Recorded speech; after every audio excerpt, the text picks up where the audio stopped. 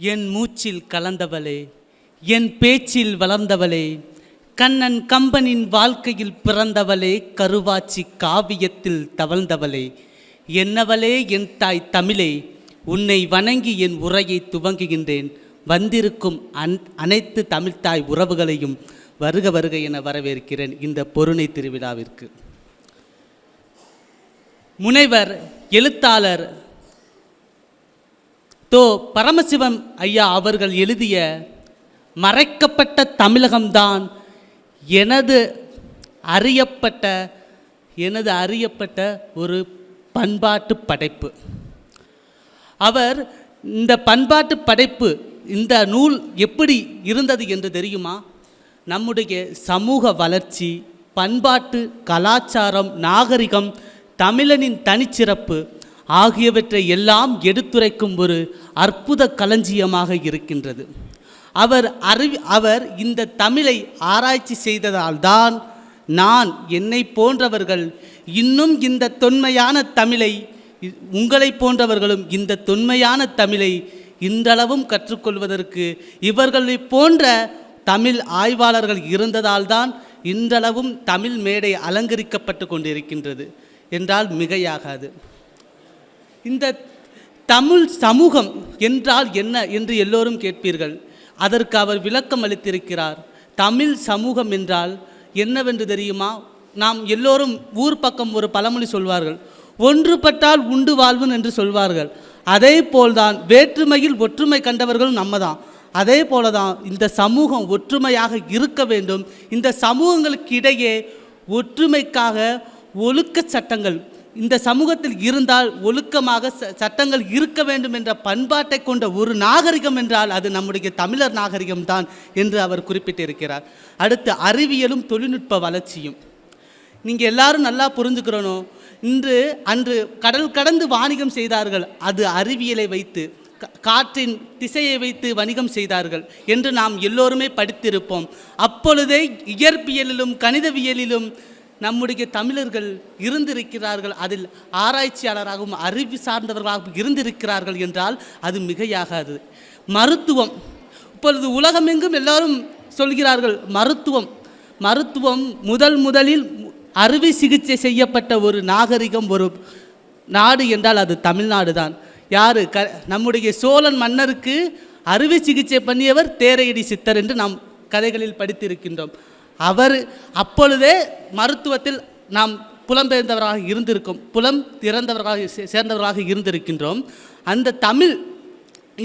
அந்த மருத்துவத்தில் மூலிகைகள் அதிகமாக இருப்பது இந்த மேற்கு தொடர்ச்சி மலை பகுதிகள் தான். அதிகமாக மூலிகைகள் இருக்கின்றது தமிழகத்தில். அந்த மூலிகைகளை பறித்து எந்த ஒரு விஷக்கடியாக இருந்தாலும், எந்த ஒரு நோயாக இருந்தாலும் அதனை குணப்படுத்துவதற்கு நம்முடைய தமிழர்கள் மூலிகைகளை தயார்படுத்தி வைத்திருந்தார்கள். இந்த மருத்துவம் மேலை நாடுகளை தவிர, ஏன் ஆரியத்தை விட நம்முடைய தமிழுடைய மருத்துவம் மிக தரம் வாய்ந்ததாக இருந்தது அந்த காலத்திலேயே. அதற்கடுத்ததாக அரசியல். குடவோலையை கண்டவர்கள் நாம் தான். முதலில் குடவோலைய முறை அறிமுகப்படுத்தியவர்களும் நம்முடைய தமிழர்கள் தான். அரசியல் என்றால் இப்படித்தான் இருக்க வேண்டும், மன்னராட்சி என்றால் இப்படித்தான் இருக்க வேண்டும். மன்னராட்சிக்கு உதாரணம் மனுநீதி சோழன் தன் மகனையை தேரிலேற்றி கொண்டான். அந்ததையும் இந்த தமிழ் சமூகம் அரசியலை எப்படி நம்முடைய அடுத்த தலைமுறைக்கு எடுத்து செல்ல வேண்டும் என்ற ஒரு பண்பாட்டு களஞ்சியமாக இருந்தது நம்முடைய தமிழகம், தமிழருடைய நாகரிகங்களும் பண்பாடும். அதற்கு அடுத்ததாக கல்வெட்டுகளும், குடவோலை கல்வெட்டுகள், ஓவியங்கள். நம்ம எடுத்துக்காட்டாக என்ன சொல்லுவோம்னா, இப்போதைக்கு உள்ள கலைகளை எல்லாம் நாம் பார்ப்போம். என்னென்ன கலைகள் இருக்கின்றது? சிலம்பம், கரகாட்டம், ஒயிலாட்டம், மயிலாட்டம் என்ற பல கலைகள் இருக்கின்றது. இதில் நம்முடைய தமிழர் ஒரு சிந்தனையை நமக்கு சொல்லி சென்றிருக்கிறார்கள். முத்தமிழ் என்கின்ற இயல் இசை நாடகம். இந்த இயல் இசை நாடகமும் ஒரு கலைதான். இயலை எழுதுவதற்கு ஒரு எழுத்துக்கலை என்பது தேவை. இசை அமைப்பதற்கு பாடுகின்ற நமக்கு குரல் வளம், அதற்கு தேவையானவை தேவை. அதற்கடுத்து நாடகம் என்றாலே கலைதான். ஏன்னா முகப்பாவனை, பேச்சு திறன் எல்லாமே இருக்க வேண்டும். அதுவும் ஒரு கலையில் சேர்ந்ததாக இருக்கின்றது. அதற்கு அடுத்ததாக நம் நாகரிகத்தை பிற நாடுகளுடன் ஒப்பிடும்போது, பிற நாகரிகங்களோடு ஒப்பிடும்போது எப்படி இருந்தது என்றால், மெசப்போட்டோமியார்கள் ரோ போர்த்துகீசியர்கள், ஏன் நம்முடைய பழைய இந்திய நாகரிகங்கள், சீன நாகரிகங்களை நம்மளால் எடுத்து பார்த்தோமேயானால் அவர் நம்முடைய நாகரிகத்திற்கு இணையானதா என்றால் கிடையவே கிடையாது. நம்முடைய நாகரிகம் அவர்கள் சொல்லும் அளவிற்கு ஒரு படி மேலே தான் இருக்கும் என்று சொல்லி நம்முடைய நாகரிகங்களையும் எல்லாத்தையுமே அவர் பண்பாட்டு படைப்புகளாக அவர் நூலில் குறிப்பிட்டிருக்கிறார்.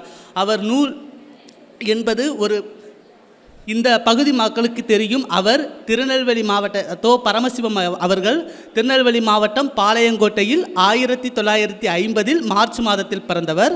அவர் 2020 இப்பொழுதுதான் டிசம்பர் 25 என்ற அந்த இதில் தான் அவர் மறைந்து போனார். அவர் வேறு யாரும் இல்லை, நம்முடைய மனோன்மணியம் சுந்தரனார் பல்கலைக்கழகத்தில் தன்னுடைய இறுதி காலத்தில் தமிழ் பேராசிரியராக பணியாற்றியவர் என்பதை இந்த தருணத்தில் நான் சொல்ல கடமைப்பட்டிருக்கிறேன்.